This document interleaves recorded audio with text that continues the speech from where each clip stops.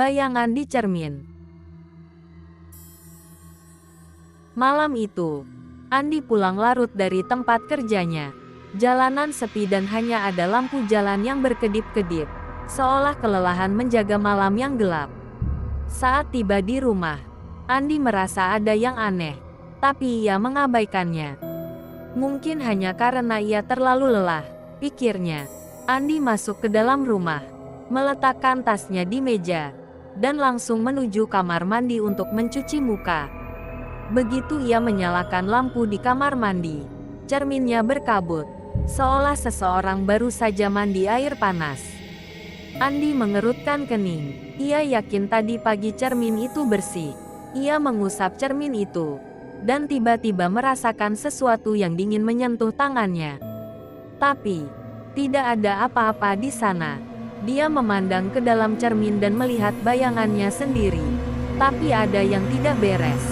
Bayangan di cermin itu tidak mengikuti gerakannya.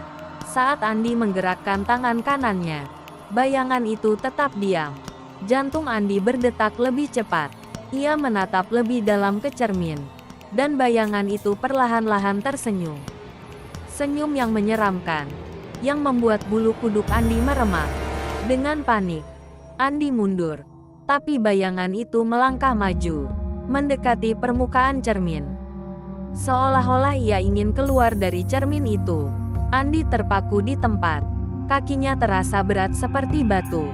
Bayangan itu mengulurkan tangannya, dan Andi melihat tangannya yang berada di dunia nyata juga bergerak tanpa ia sadari. Tiba-tiba, lampu di kamar mandi padam. Andi terdiam dalam kegelapan, hanya mendengar suara napasnya sendiri yang terengah-engah. Saat lampu kembali menyala, cermin itu kosong. Bayangan Andi tidak ada di sana. Andi mundur perlahan-lahan dari kamar mandi, mencoba meraih ponselnya untuk menyalakan senter. Saat ia berhasil menyalakannya, sesuatu muncul di layar ponselnya. Sebuah pesan singkat, "Aku sudah keluar." Andi menjatuhkan ponselnya dan berlari keluar dari rumah. Tapi saat ia mencapai pintu depan, ia merasa ada seseorang yang berdiri di belakangnya. Dengan gemetar, Andi menoleh dan melihat bayangan itu, sekarang berdiri di dunia nyata, menatapnya dengan senyum lebar yang menakutkan. Malam itu, Andi tidak pernah terlihat lagi.